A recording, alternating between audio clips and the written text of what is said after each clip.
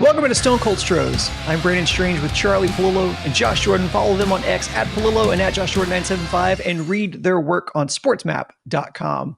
Gents, we are gathered here today to lay to rest Breggy Watch. Breggy Watch was 15 weeks old and yet seemed like it was 15 years. There's really only one way to move on from this, and that is to retire our Breggy Watch graphic. And there's only one good way of retiring that graphic, and that's with another graphic. So if you'll indulge me just a little bit, let me set the mood. You're out of the woods, you're out of the dark, you're out of the night. Step into the sun, step into the light. We'll see you later, Breggy Watch. We barely knew ye. So guys, it's over. We have a resolution. Bregman takes 3 years, $120 million to hit him off the green monster or over the green monster. We wondered if Scott Boras had lost his touch. Had he overestimated Breggy's market? He clearly did not. So I have to ask you now, there's been a lot of criticisms about Breggy being greedy through this process, and maybe he should just take the deal that was on the table for Houston because it was a very reasonable deal. Now that we know what the final deal is, does the size of this deal take away some of those sharper criticisms that Breggy's taking this deal to leave Houston, to leave a team that he earned so many championships with? I don't think his objective was ever to leave Houston. He did not like the way the Astros treated him in these negotiations. 6 years, $156 million, take it or leave it. If there was some sweetening at the end, obviously not enough for Team Bregman's taste. It's free agency.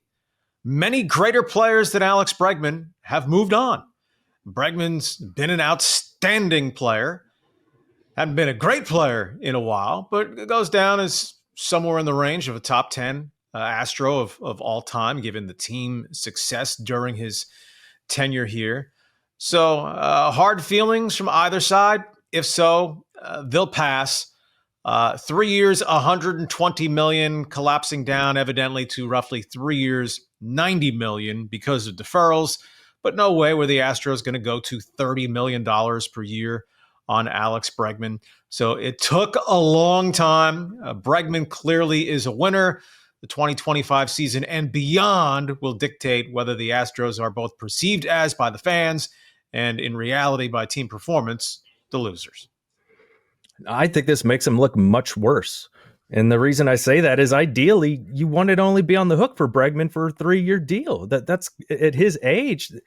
It would be nice if that's all you had to guarantee that you had to pay for. That's why I'm so just unhappy with Jim Crane, because I think Dana Brown was all in on this. I think he wanted Bregman. I think this is a Jim Crane negotiation ego thing where, I don't want to take a deal from Boras. We're just, like Charlie said, we're going to give you a take it or leave it deal, or that's that. It's like, why not negotiate?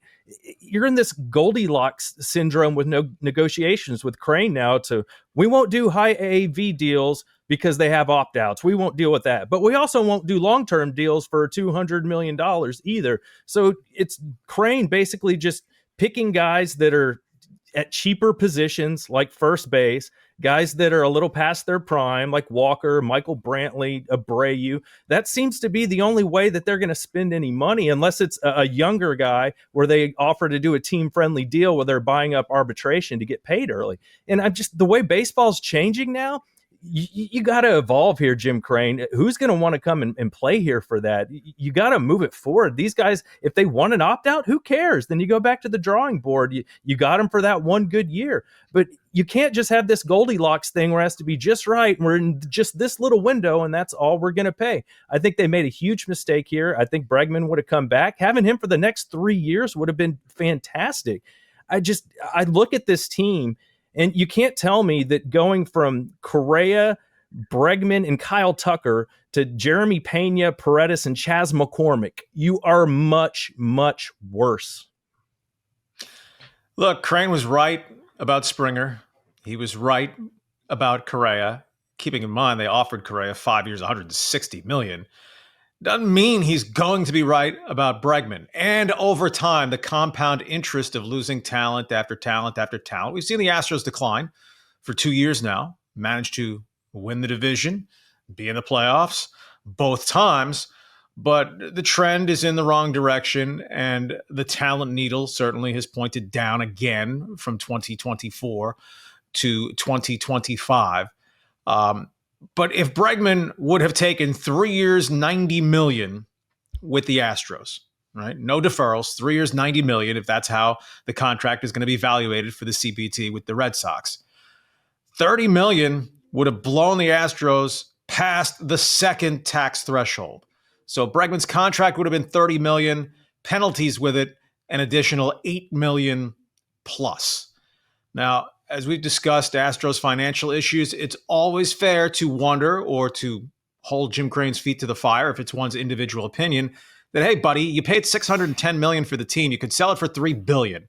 Why are you quibbling over 5 million here, 10 million there? Because he's a businessman as well as a baseball owner. But I think where this really circles back to is the Astros player payroll, the 26-man roster for 2025, right now sits at about $145 million. Well, they're stuck with $66 million. They're basically paying baseball corpses. Abreu, Montero, McCullers, Javier, the paydown of Presley. So those terrible decisions, along with some misfortune involved, come home to roost now. And it absolutely hamstrung their financial flexibility in their view, their self-imposed salary cap, how they wanted to handle things going forward. And is this the tipping point? And in 2025, the Astros missed the playoffs. It's certainly in play, as is their soldiering on and winning another division, or at least getting back to the postseason for a ninth consecutive year. It'll keep us engaged, or should, for the months ahead. Well, let me piggyback off what you just said, because obviously we have ad nauseum covered the mistakes, the winter of terror that of Jim Crane extending Rafael Montero and signing Jose Abreu to those deals that are still, as you said, hamstringing them financially here. Let's pretend in a vacuum that didn't happen or happened differently. Let's say they were only 2-year deals as opposed to 3-year deals. And so now that money's off the books. Under that scenario, would this deal make sense for Houston? Or is this still too spicy of a deal for a guy who has, to your point, declining numbers? I think they would have been more open to the 3-year deal. But look, the Red Sox grossly overpaid. Alex Bregman hasn't been an all-star, much less a franchise-level player, in 5 years. And for those who are really angry at Alex Bregman, at least he didn't go to the Yankees. Goes to the Red Sox. Boy, Yankee fans are really going to love Breggy now. But Jim Crane has had his fiscal discipline, the way he's viewed things. In a shorter-term deal, 3 years, $30 million, he might have considered it. But Bregman, when the numbers first surfaced, if it wouldn't make a mess, I'd do the spit take that I kind of did last night when it was 3 years, $120 million, before we heard the deferral factor. At $40 million, Alex Bregman is making more in 2025 than Yordan Alvarez and Framber Valdez combined, right? He's making close to triple, 2.5 times what Kyle Tucker will make in his last year before free agency. Alex Bregman is a clearly inferior player to all of those guys in importance for the 2025 Astros, the two that are here and now the two that are not here. I do hope that Jim Crane himself, on a decision of this magnitude, at least elaborates upon his financial thinking for the Astros. I mean, he has said we run it like a business. Business has been really good. Right? The Astros haven't been losing money in recent years, even with some record high payrolls, but attendance down. Network TV contracts might be actually going down after this season. The money the Astros were getting from the prior regional sports network, Space City, Houston, not as lucrative at this point. But again, you can say those are all rounding errors. The $610 million investment worth $3 billion. Why wouldn't you try to squeeze every last drop out of this era, of which Bregman obviously has been such an integral part? But at times you're gonna fold your hand. You're gonna say, too rich for our blood, and over time I expect to be proven right. We'll see. Yeah, certainly Montero and Abreu played a factor in this, but here's my problem. This isn't the Springer deal. This isn't the Kyle Tucker deal. These were short-term deals. Even going back to Correa. Correa signed for 3 years, 105. Bregman signed for 3 years, 120. You didn't have to go to that's what we kept hearing. Oh, he's not paying $400 million. He's not paying until this guy's 38 years old. Okay, cool. But I think this is just a pride thing where he didn't want to deal with how Boris wanted to put this deal together with some opt-outs in it. I think he's just negotiating on outdated terms. The Astros aren't a ball club anymore that are a team that where you're like, oh, they could win the World Series this year. They're a team where you're like, yeah, they'll probably win the division and we'll see what happens in the playoffs. They're not what they were a few years ago. People aren't going to take way less money to come here. Even their own players aren't going to take way less money to stay unless, you're Altuve. He's really the only one that's done that. And I would pose this question, not even just Montero and Abreu, but what about Hader? We said when they signed Hader last year, we're cool with it as long as this doesn't keep them from bringing back Bregman or going after somebody like that, Kyle Tucker. That's what we said. Oh, if it keeps them from Tucker or Bregman, then don't bring in Hader. Well, I mean, right now, would you rather have Hader on 5 years, $95 million, or Bregman on 3 years, $120? To me, it's not even close. I'd rather have Bregman because you didn't have to get rid of Presley. He would still been under contract this year. And you could say, oh, well, Presley was falling off. Well, A, Presley was better than Hader last year. B, he might have pitched a lot better if you didn't change his role and move him to the setup spot to where he had to readjust to what he was doing. And he took the confidence hit. So I think they completely mismanaged all of this. Yeah, Josh, you make a great point. Guts poker only works if you have the goods. You can play tough and negotiate tough if you know, hey, I can backfill this position. The Astros are not set up to backfill these positions. And Charlie, you mentioned the fans and their reaction. The good news for Bregman is now that he'll no longer be labeled a cheater, obviously, because Boston, who was found guilty of sign stealing in 2018, they're not held to the same account as Houston. So all that will get washed away. Speaking of fan perspective, I've seen a lot of criticisms that Dana Brown has been fielding. Like some of them feel like the fan base got strung along. But as Chandler Rome has pointed out, the CBA precludes Brown from stating that they were ever definitively out on Bregman as a free agent. So Brown was always the one to throw cold water on it. And I think probably navigated that as probably well as he could. Just a quick reminder to please click like on the video, subscribe to the channel if you haven't already, click the bell for notifications so you know as soon as new content drops. And if you're on the go, we're on all your favorite podcast apps. Just search Stone Cold Stros. Okay, so Charlie, you mentioned that this is a big overpay for Boston here. And the truth is it's a gamble for both Boston and Bregman.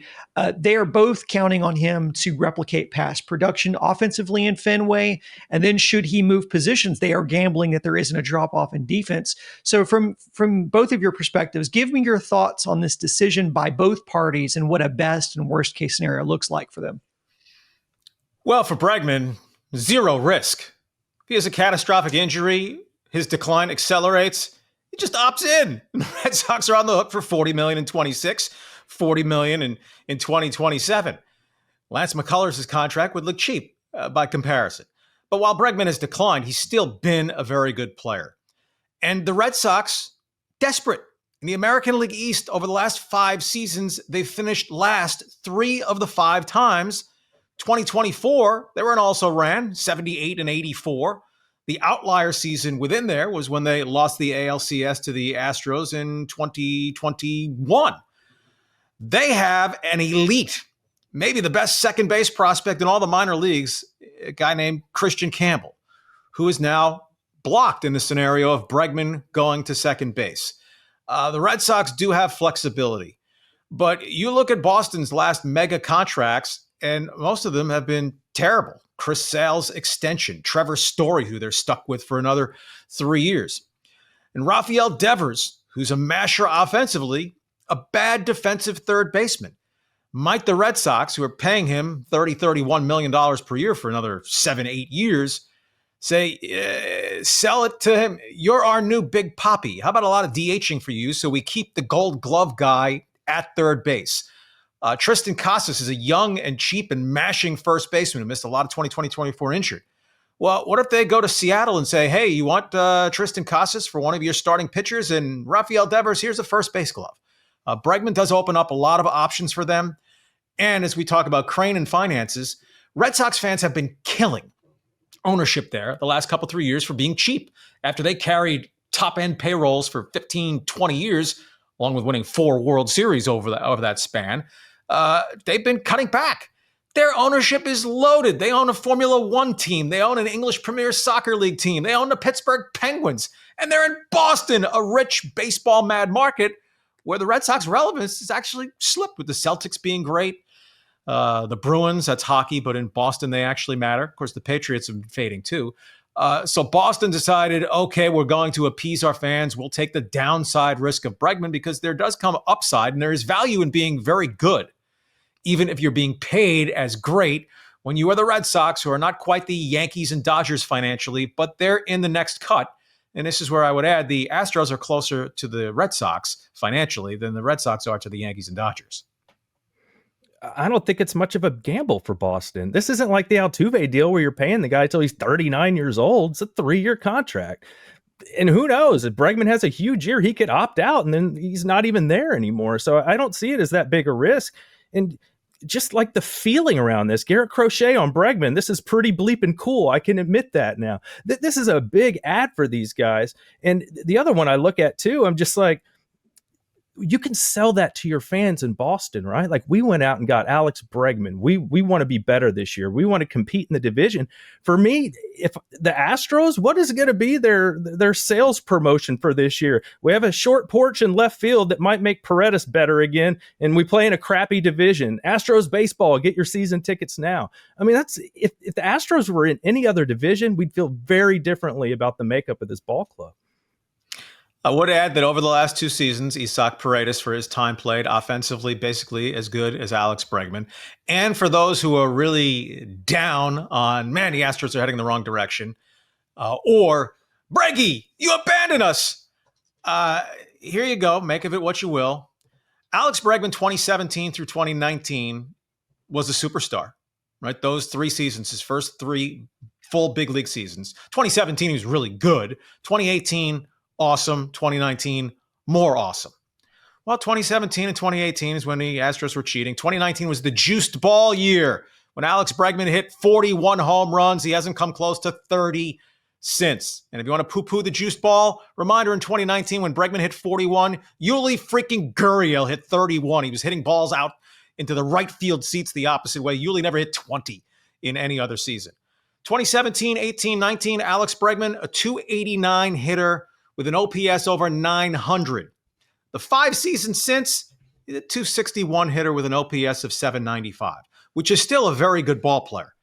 It damn sure isn't a $40 million per year ball player anywhere near it, unless someone is willing to pay you. And the Red Sox were. Speaking of promotions, Christian Walker bobblehead, anyone? And I guess, Josh, to your point, isn't part of the selling point for Boston also not only that they added Breggy, but that they took him away from Houston. So, and until last year, the AL had to run through for 7 years, ran through Houston. So you're telling your fan base, we're willing to spend on a guy who we think is going to be an important piece of us. And we also took him away from a team that's terrorized the AL over the past 7 seasons.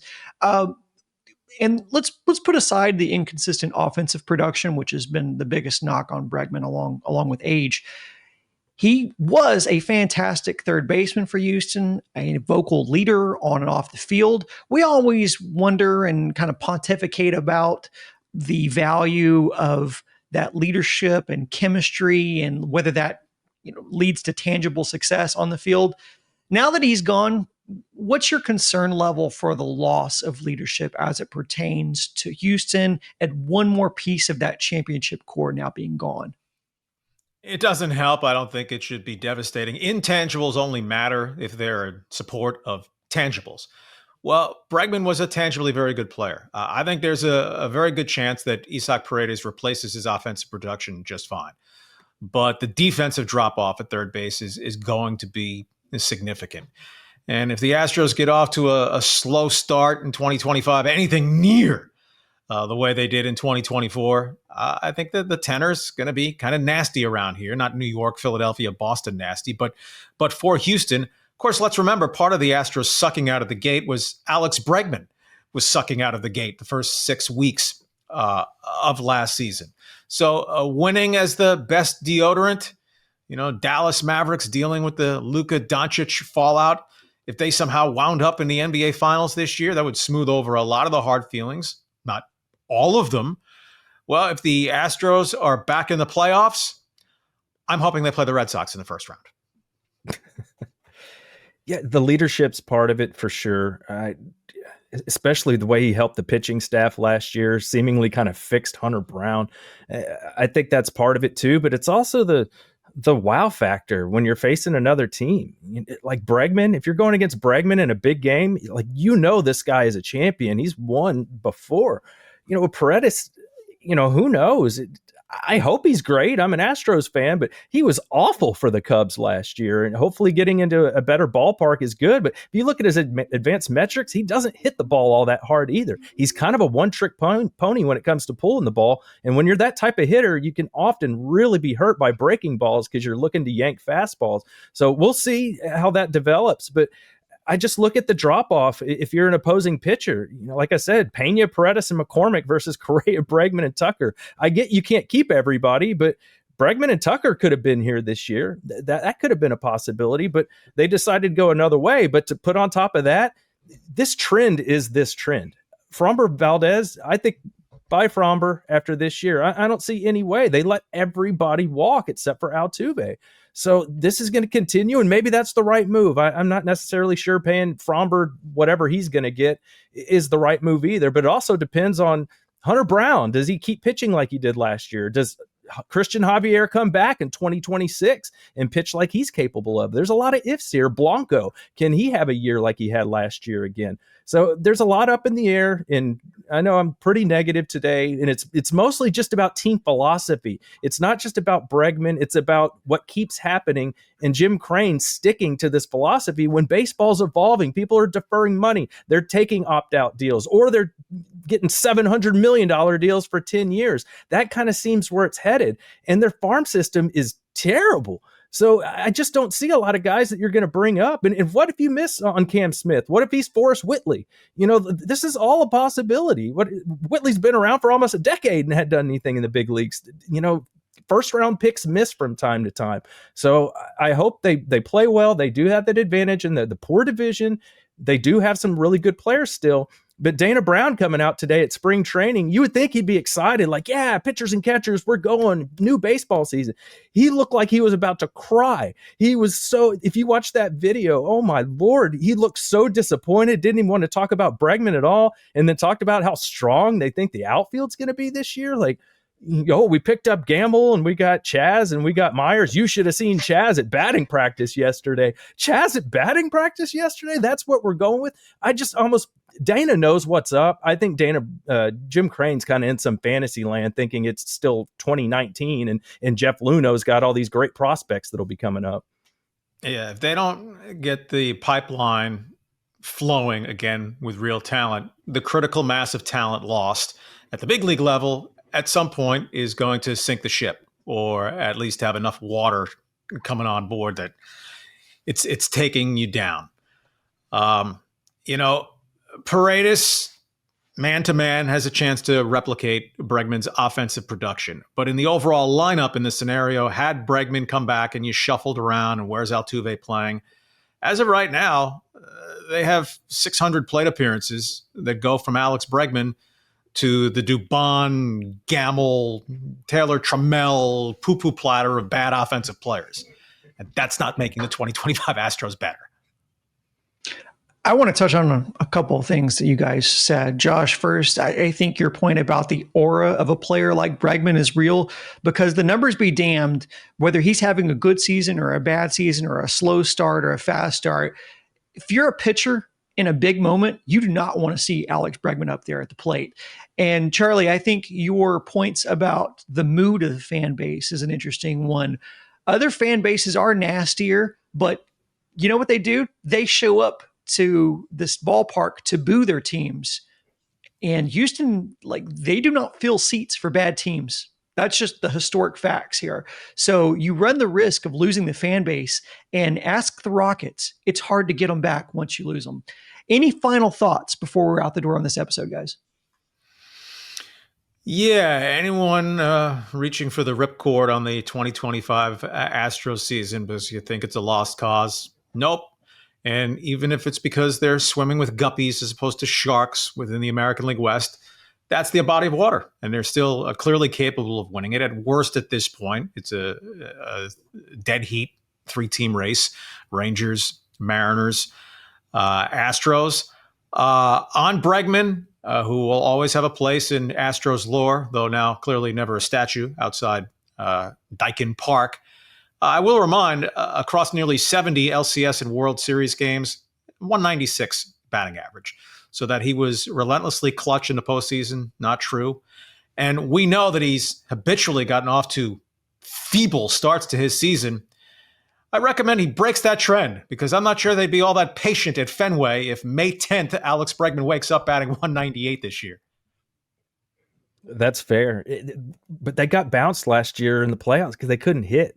This offense is a worse offensive lineup now, in my opinion, especially with the outfield situation, what it is. And like Charlie mentioned, if Altuve does play left field, you're getting Dubon in there, your defense will get better, but the offense is just going to be meh.